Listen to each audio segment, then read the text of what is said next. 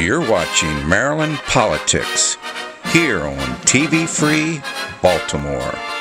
Hello, this is Paul Stefan, and this is another edition of TV Free Baltimore's Maryland Politics.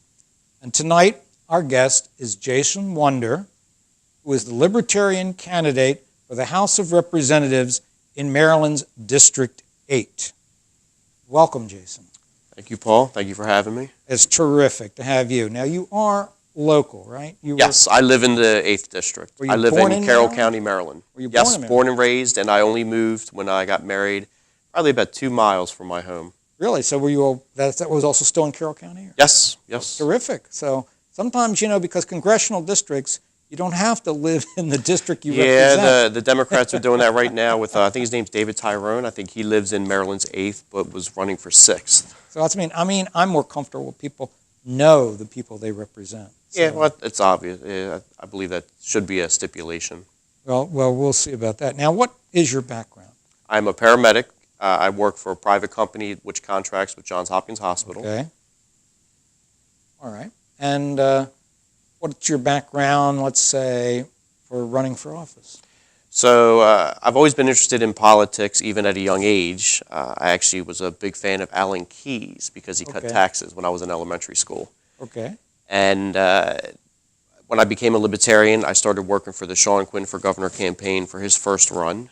And I helped him out with some various things. And then I was asked to run last election. And I offered to run for this election as well, Maryland's 8th. And now, were you, I guess, politically before a declared Libertarian, were you a member of any other party? Yes. So I was registered an independent when I became 18, but I was a Democrat. I voted for Al Gore and John Kerry. I'm very anti-war. And then I became more involved in politics and learned more, and I realized that even though I was anti-war, I was way more conservative. So then I switched and started voting Republican and registered Republican and voted for John McCain and Mitt Romney. But towards the end of Mitt Romney's run, I became more and more libertarian. I got tired of all the nonsense of politics. Mm-hmm. So where did you pick up your information on libertarianism, or what is libertarianism? I'm not going to ask you what that is right now, but I'm just saying, where did you find out about the libertarian philosophy? I always called myself a conservative libertarian. And you read things online, you see videos, books. Mm-hmm. John Stossel was actually a big influence on me becoming a full-blown libertarian because of watching his TV show on Fox Business. Oh, okay. That's interesting. And so the guess would be for me to say, why be a libertarian as opposed to a member of another party as far as a candidate? Well, I just don't agree with Republicans or Democrats. I believe a little bit of each. But I think we need more choices. I actually think we need more than just libertarians being serious candidates. I think Green Party candidates need to be heavily considered. I also think that we should allow socialists, communists, we should have all ideas out there for people to pick from. Choice is always better. Well, there you go.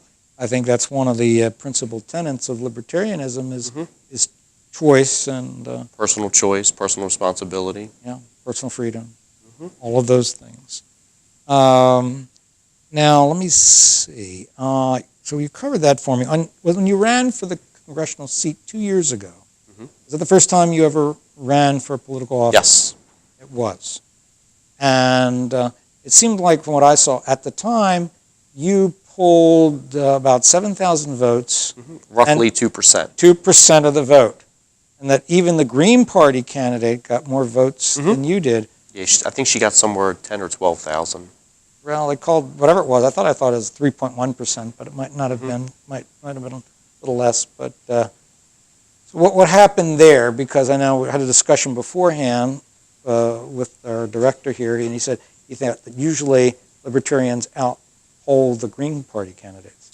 I'd have to look at the history of Maryland's 8th, but I also think that it's a heavily Democrat area, and people probably got tired of establishment and went Green Party. And I think her name was Nancy Wallace. She's actually really nice. And if you were going to vote for somebody, if I was going to vote, I probably would have voted for her because I think she's one of the most genuine people I've ever met, especially she talks the talk. Okay. So really what you should say is, if people don't vote, if they didn't have voted for you, you should vote for her. I personally would have, yes. Okay. If I didn't vote for myself, I probably would have considered her, even though we disagree on a lot. But I don't like to tell people how to vote. I think you have to vote your conscience. You're the one that lays your head down at night. Now, let's see. With that, now the last time you ran, were there debates or? Yes, I was invited to one debate, Okay. a forum, Okay. at Frederick. I was in Thurmont, I believe. Okay. And she was there also? Mm-hmm. Okay. But I had met her at a couple other events. Oh, okay. Okay.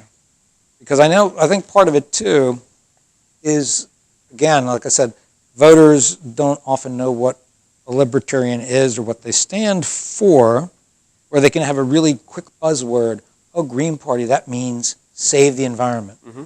And so if they're just going to have that very basic concept, you could see why they would vote green Mm-hmm. as opposed to libertarian. So I would say to you, what can you do or your party can do, put out there what the libertarians stand for and what people should know about you. I think we need to look more professional and act more professional. I think people, when they hear libertarian, they think we're anarchists that smoke weed, and that's all we're concerned about, which could not be further from the truth. Okay. And people don't take us seriously. Well, that's part of us saying how to take you seriously. You're saying it's sort of, I don't know, be more professional. Are you saying that most libertarian candidates have not? I think some. I think some have been a little bit of an embarrassment to the party. Okay. Because, I mean, the one gentleman who was here was very professional, I thought. Kevin? Kevin, yes. Kevin, yes. I think Kevin is a fantastic candidate for the 6th. I think he's a great person. He's a great speaker. He dresses well. Yes, he does. And he had told us that he's impressed the other parties, whereas Republican representatives and Democratic representatives say, you really don't have much chance as a libertarian candidate, so why don't you come over and be our candidate for something, some year? You know, so that he impresses the other parties. So he's a standard that maybe you're talking about that everybody else ought to I would get in say line. very much so, yes. Yeah. I've spoken to him many times. We did an event recently.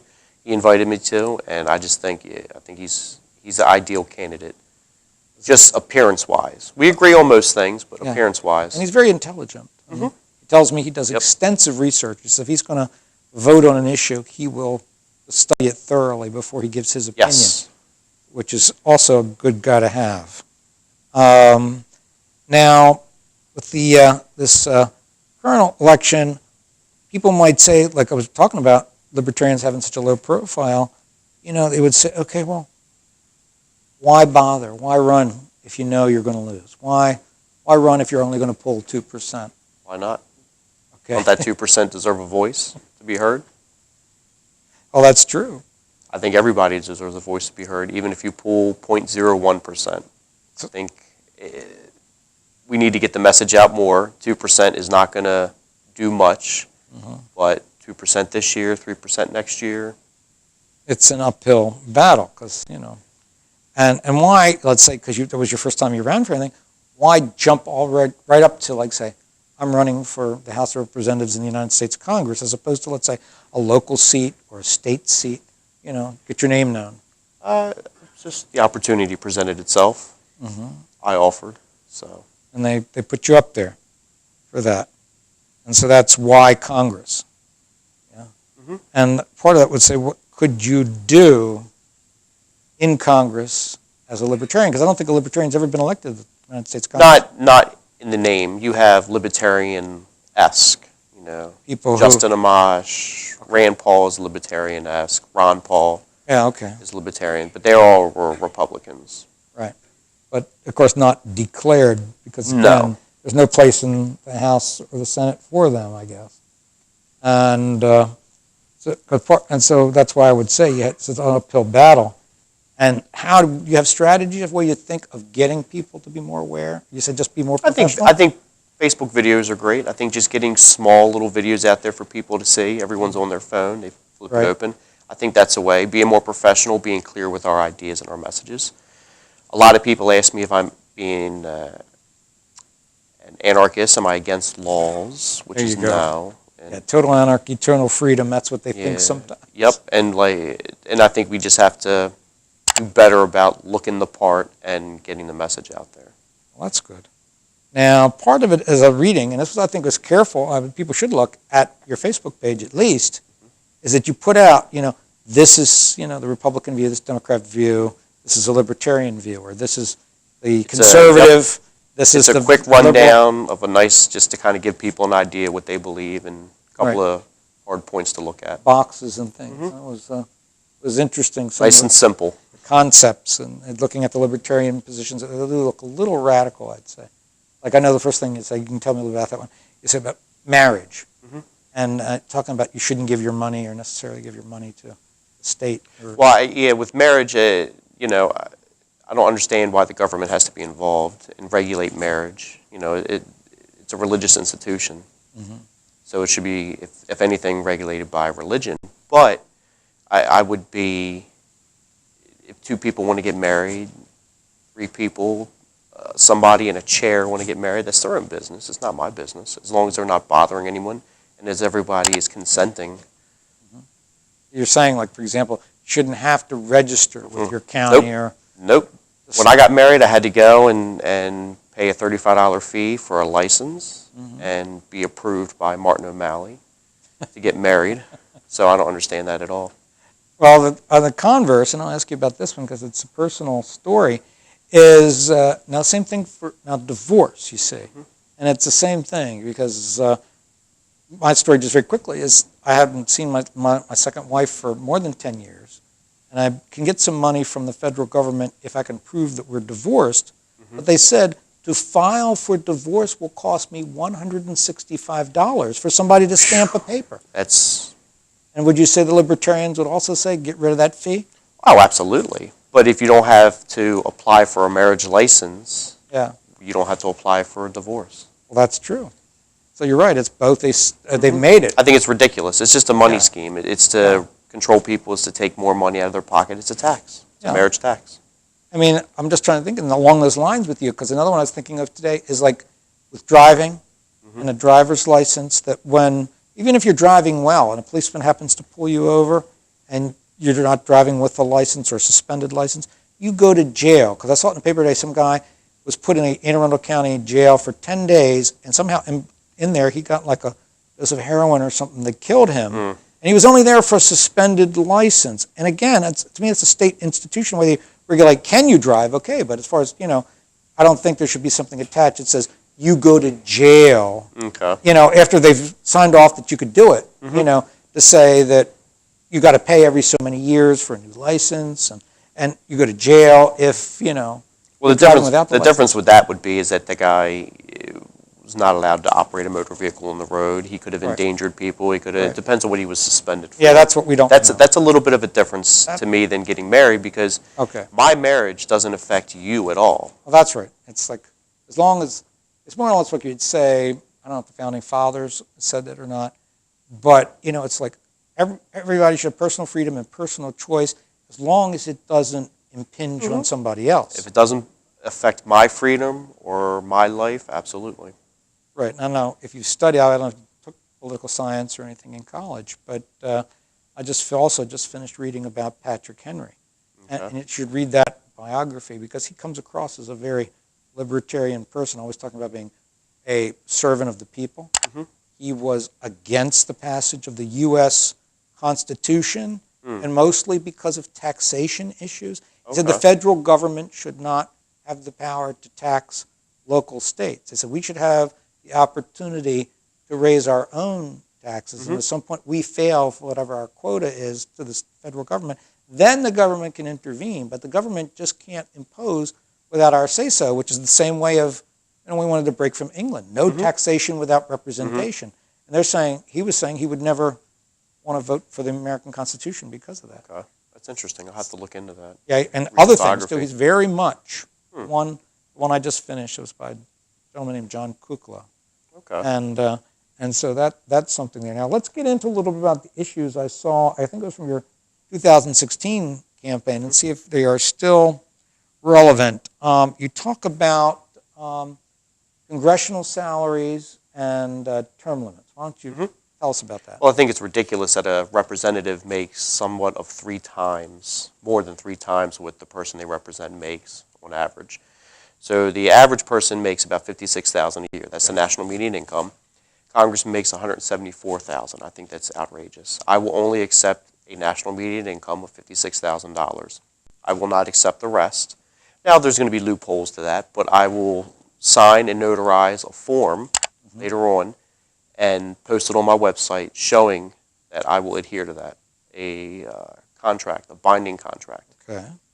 And the term limits, I would do away with. Personally, I would do away with all term limits. You would run one single 2-year term. That's what I would hope to accomplish when I finally left Congress. But I will only serve one single 2-year term. I will not seek re-election.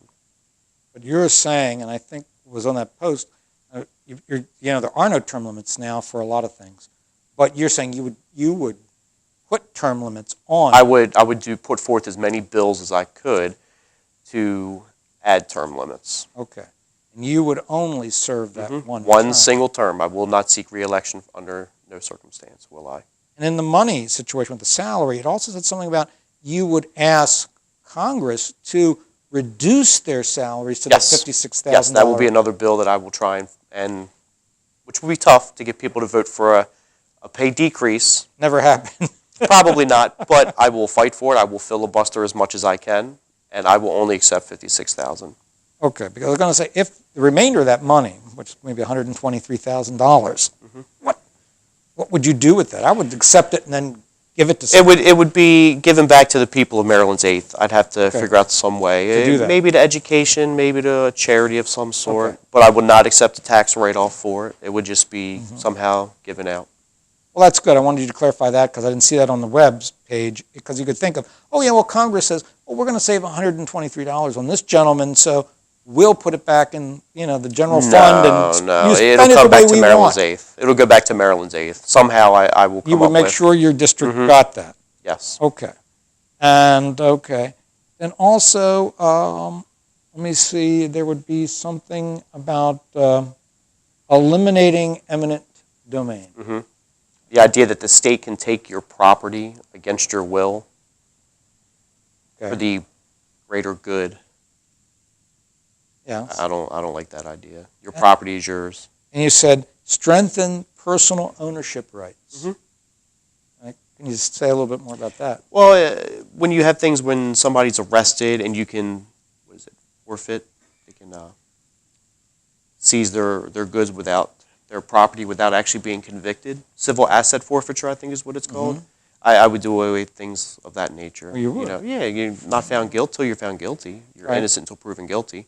Right. But strengthen also property rights. I would like to fight for stronger gun rights. So.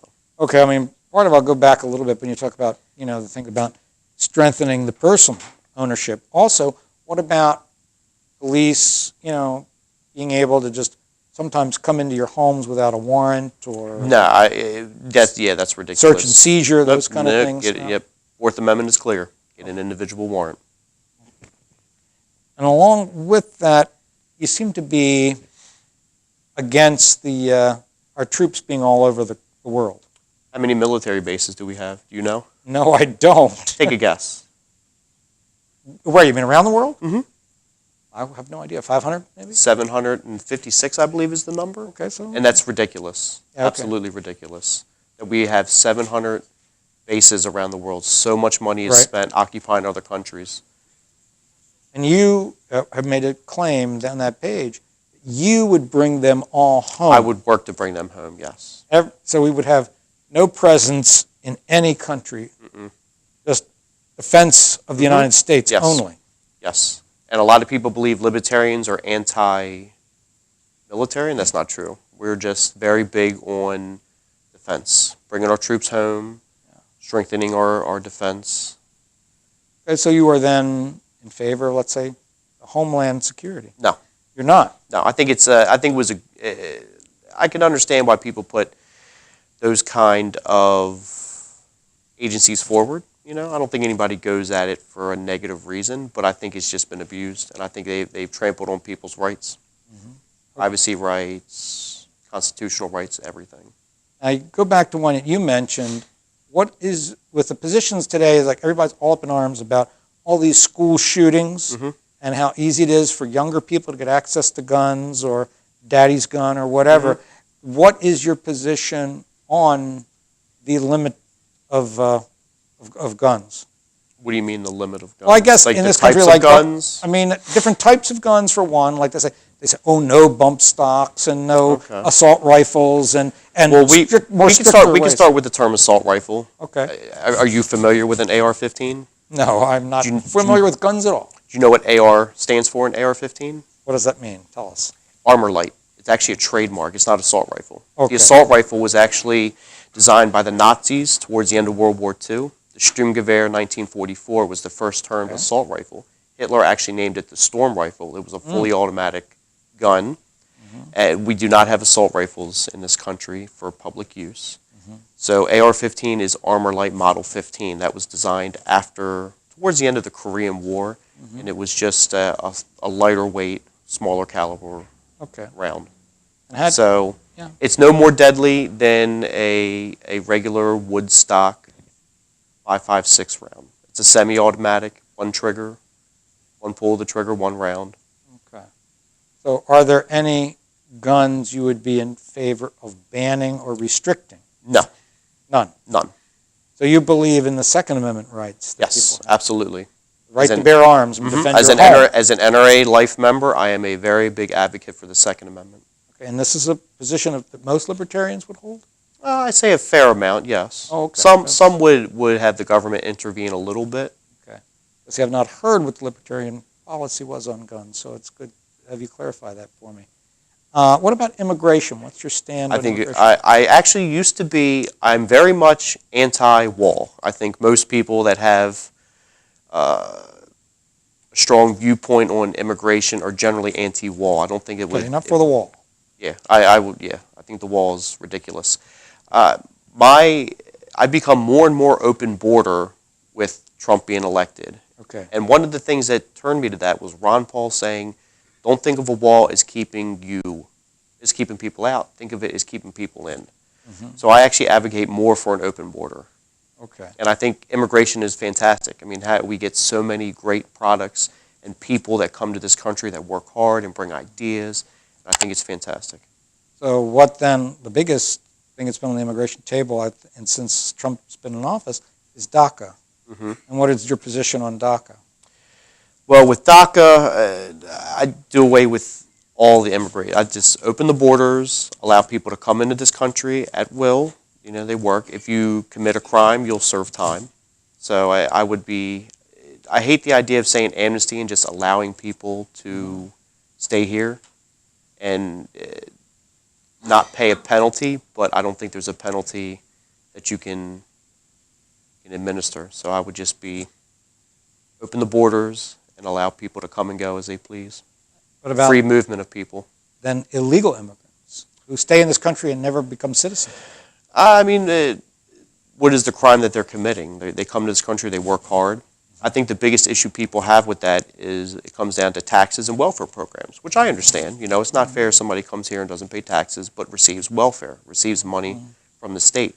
But if you eliminate taxes and the welfare programs, people that come here will come here to work. They won't come here to reap any benefits. Well, the interesting thing is, because I'm a student of history, and there was something I read today, that this day in history, in 1898, there was a case in the United States Supreme Court of a Chinese gentleman and trying to have his citizenship in this country.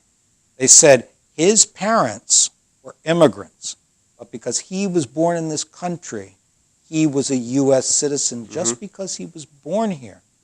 And Trump has talked about with the Daca thing, or with the children of the immigrants, that they should go back too with their parents, but they were born in America. And I've never really understood that. They may not be citizens, but they were born here. They weren't asked to be born here.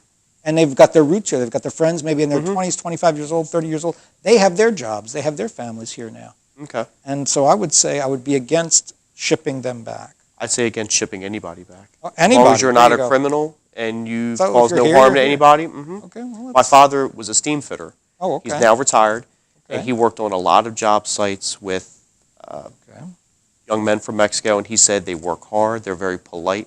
So why are we trying to ship those people out? Okay. We have many other things to worry about in this country without somebody coming here to work hard. What about your position then on taxes? I would would give you that briefly. Yes, I would eliminate every tax. I personally would only want to have a property tax, a small property tax that would go to the state. And I actually think the federal government should only provide things such as a military and small positions like funding the president's salary, Secret Service, those kind of. So I think that the states should pay a tax to the federal government every year, and then the state can collect the tax however they want. I would advocate for only property tax, only. Oh, okay. I mean, what do you feel about a flat tax? The only thing I don't like it is you create a black market. Wait, are you talking about like a sales tax or a flat I'm just percent of income tax? Flat For income tax? Yeah, No, I would do away with that because Do I away with think that too. yeah, because some of the issues that we have is people avoiding paying taxes by getting jobs and working under the table. So Right. why is that illegal? They're still working, they're contributing. Okay. A lot of the politicians have come in here and also have had at candidate forums. They bring up a lot the opioid crisis. Mhm. What is your position about that or strategies for that? Well, I don't condone somebody doing drugs. Naturally, I don't do it. It's my personal choice, but I think you put in your body is your own business. And I think that we treat it too much as an illegal issue and lock people up, and that does not help them. I think that we would do much better to serve the people by treating it like a health issue. Okay. So we are doing better, you think, with a lot of the states, including Maryland, beginning to or actually legalizing the use of marijuana. I think it's much better. Or I think decriminalizing is a better way of putting it. Yes, I use the word decriminalize because it upsets people a little bit less. Yes, I would think that's why I changed the So- terminology too for you. But now what we want to do is, because I'm sure you want to get elected in the 8th District. Mhm. So this camera over here is your camera, and please just talk in the camera for a few minutes and tell people why they should vote for you. Well, the reason you should vote for me is I will work for you. I believe that you are my employer. As a representative, you should have access to me any and all times. That's why I give out things such as my personal cell phone number. My number is 410-916-5805. That's why I will also not accept a full salary of $174,000. It's actually a pay cut for me to go to Congress. I make on average about $72,000, and I will only accept $56,000. I will work for you. I will fight for your rights.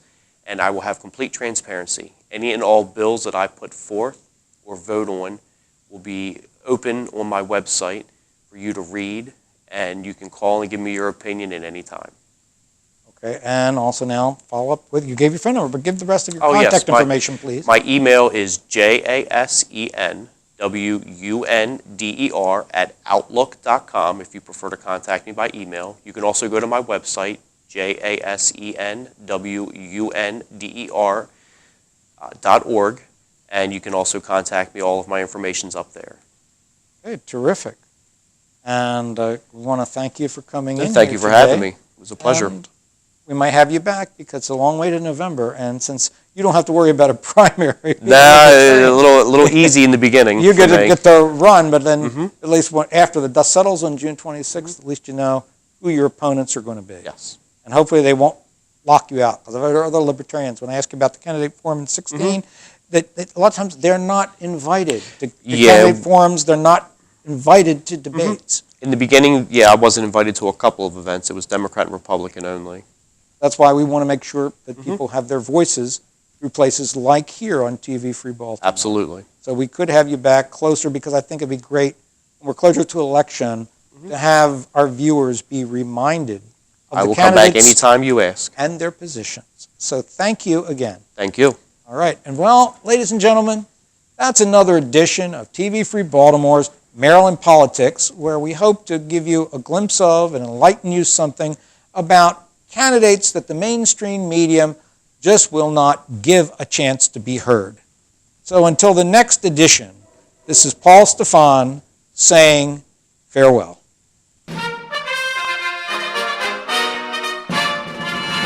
You're watching Maryland Politics here on TV Free Baltimore.